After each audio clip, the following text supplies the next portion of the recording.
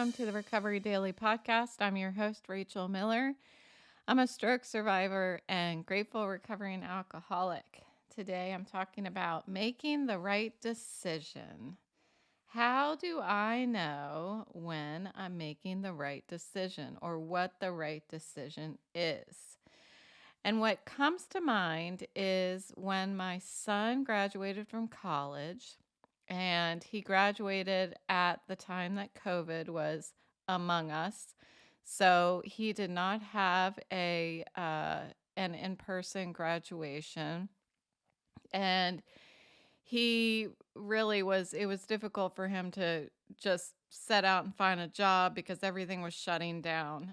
It was really not not a enjoyable way of starting the rest of your life, for sure. Once those things settled down and things started opening back up, and he was faced with this decision of what he wanted to do with his life. Um, he considered moving to the state of Washington. He considered moving back to Morgantown, WVU. He considered moving back to Charlestown. He considered staying in the area where we are now in Loudoun County. And he said to me, you know, he was afraid he was going to make the wrong decision, or how do I know which decision is right? And I'm not sure how I articulated to him at the moment that he asked me that. But what I believe and what I hope that I conveyed to him is that no decision is the wrong one. And just in the same light, no decision is the right one. It's what we do after we make the decision that is most important. So we ask ourselves all the time, what is the right decision? I know I recently, dealing with this stroke recovery and leaving work, was asking myself, is this the right decision? It was kind of being made for me, just because I pretty much could not work, period. So there wasn't much of a decision. It was more of me just kind of waving the white flag is what needed to happen. But yeah, it's not the decisions, whether they're right or wrong. It's the actions that you take after the decision is made. It's only how much you commit yourself to the decision and keep doing the next right thing. But also, how much do you get distracted from the direction that you're going, having your eye on the prize? How urgently do you move? Do you take action and work towards whatever decision you had made? And uh and if you make a decision and then you say, "Yep, I made the right decision and I'm going to start tomorrow." That kind of stuff is setting you up for failure, really, for making it seem as though you made the wrong decision. If you make a decision and then you don't immediately start acting on it, then you're opening the door for having inevitably, you know, regret the decision, really. There's also this thing about people saying follow your head instead of your heart when you make a decision. And, you know, I am not really a big fan of that. I think that no matter what we're doing, what that means to me is, if you have the decision to move towards someone that you love or move away from someone that you love to, start a new job or something like that. Um, that seems to be a scenario where it would be like you're using your head instead of your heart kind of thing. But I just don't believe in that. I don't think you have to pick one or the other, um, as far as whether it's the right decision or the wrong decision. Um, I think our decisions are really every decision is based on different facts. In fact, what about the decisions that we make with our gut? What is that? That's not your heart or your head. It's your gut. And I make a lot of those decisions. I make a lot of decisions with my gut. I don't even know what my gut is, but I've got one and I lean on it a lot. Um, so again, it's not the decision that matters as much as what you do after the decision is made. What about the decisions where one of the choices is scary, and you're a little full of fear to go down that road? If we make a decision in order to avoid fear, it still doesn't mean that you made the wrong decision. And that thought reminded me of when my daughter and my son were younger. Um, this this is a case of mom wanting her kids to try something new. Number one, but number two, try something that mom enjoys. So this is what we did.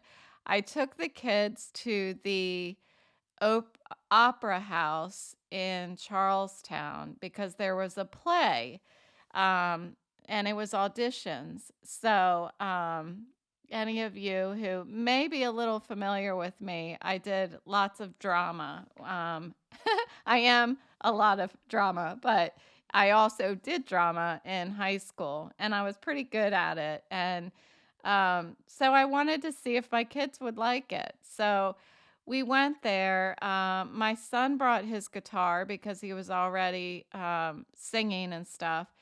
And, my daughter was going to audition too, but she was much younger, 4 years younger. And when you're young, 4 years makes a big difference. So she was going to try out just like her big brother. Well, when the time came, my son went up on stage. We couldn't watch or anything. It was just him and the judges, or the whatever director. So um, he went in and played his guitar and then came back out. And then my daughter then went in, and she was so scared. She was terrified. She was crying. She was terrified. And the thing was that it didn't matter whether she went in or not. It didn't matter whether she went in and made it or went in and didn't make it. It didn't matter if she didn't go in and didn't, stand up and face that fear. None of those choices were the right decision. It was just what she decided to do was the path that she went on. And then it was what she did with that decision that mattered. And I will forever be proud of her for making the decision to go in. Although I think that she's traumatized for the rest of her life because it was just too scary for her. I think she went up and maybe was a bit upset on stage. I'm not sure because, again, I couldn't go in there, but I wouldn't have been any less proud if she did not go in. It really was just an experience. And I think that is any decision that we make. I don't think any of them are right or wrong. It's it's what we do with the action that follows a decision that matters. So if I remove that pressure from myself, then decisions are a heck of a lot easier. So, what's the difference between a hard decision and an easy decision? I think it's the risk, the potential disruption to your normal life, how much change is required in the follow up action to the decision, and what is required if things don't go well as you're working towards, working for that decision. Uh, it's still not the decision that's hard. The consequences and how you will approach them are the difficult ones. And I'll talk a little bit later about what that looks like, how to tackle actions that work towards a hard decision. So, then what's the difference between a big decision and a small decision? And I think it is the perspective and the impact. For example, on any given day, it could be a big decision what you're going to choose for breakfast that morning. And then on other days, it could be not a big deal. If I'm getting ready to run a 5K one morning, then it makes a big difference what I eat for breakfast. And that's a big decision, depending on how invested I am in this 5K. So it's really perspective and impact. If I eat the wrong thing, I could end up, uh, sitting on the side of the 5K while everybody passes me because I've got cramps. But who cares? Who cares about big decisions, small decisions, hard decisions, easy decisions? What matters is what matters is no matter how difficult what matters is what the right decision is. No bad. Who cares, right? I mean, who cares about big decisions, small decisions, hard ones, easy ones? What matters is what the right decision is, no matter how difficult it was to make.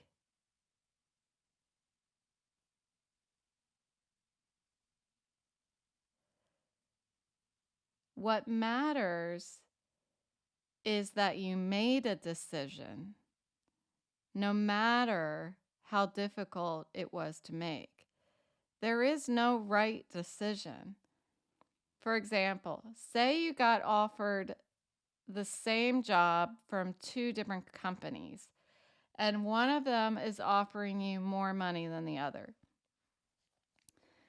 All we know is this fact. And just because one of them is a higher paying job doesn't mean that it's the right choice.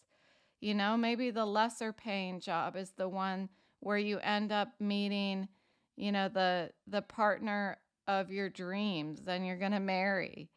Or maybe the one where you meet the partner of your dreams that you're going to marry ends up being a disaster and you end up divorcing him a year later. There is no right decision or wrong decision. It's just, it's a fork. It's a fork in your path, and you just pick one way to go. The way that we participate in our lives after we make the decision, again, is what really matters. My decision to walk away from my career seemed like a big decision, a hard decision, and honestly, it felt like the wrong decision. or the wrong choice. Maybe I need to look up the difference between decision and choice. Anyway, it's what I do now that matters. What am I doing with the decision that I've made? I'm not looking back. I'm only looking forward. So there's this thing called analysis paralysis. And this is for all you people out there who can't make a decision. I've known so many people in my life who just cannot make a freaking decision. They just think so long about something that honestly half the time the it's the opportunity to make a decision has passed. That's how long that they wait. And I almost feel like that's on purpose so that they don't have to make the decision. There is a joke that one of my team members and I have. We've worked together for, she's been there almost as long as I have. And she knows me all too well that when I make a decision, she waits 5 minutes before she takes action on the decision that I've made. And that's because there have been several times that I have made a decision and told her what the decision is, and then I changed my mind, like maybe a minute later or 2 minutes later. I don't know why I do that, but it happens. So we have this agreement that when I make a decision, she waits 5 minutes before she takes action on the decision. And that really works for us. But being afraid to make a decision is, you know, is what leaves us in this analysis paralysis. Being afraid to make a decision can show up in a couple different ways. There's the analysis paralysis where you just are thinking too hard. That's my thought on it. There's also perfectionism, and this is, to me, like not committing to a decision. It's like making a million mini decisions in order to make up for the inability to make one decision. Correcting decisions that you've made, and just you get in this loop, this like decision loop, and drives me crazy. And then there's the inability to prioritize. That is not making a decision to put something first. You're afraid that if you put one thing first, the other one may be more important and you made the wrong decision.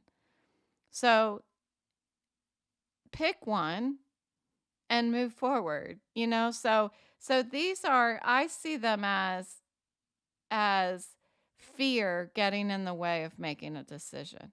Analysis paralysis, perfectionism, and the inability to prioritize. So here's my suggestions, for what it's worth, on how you make the right decision. So number 1, you make the right decision when you know what action you need to take first. The next right thing. You know what the next right thing is. Number 2, you don't schedule the first action. You don't schedule the next right thing. Meaning, I'll do it tomorrow. I'll do it later today. You make the decision and then you take the action. The next right thing action. And I've talked about how the next right thing is a mini action, like I can't go to work unless I put get up off of the couch first or get up out of bed first.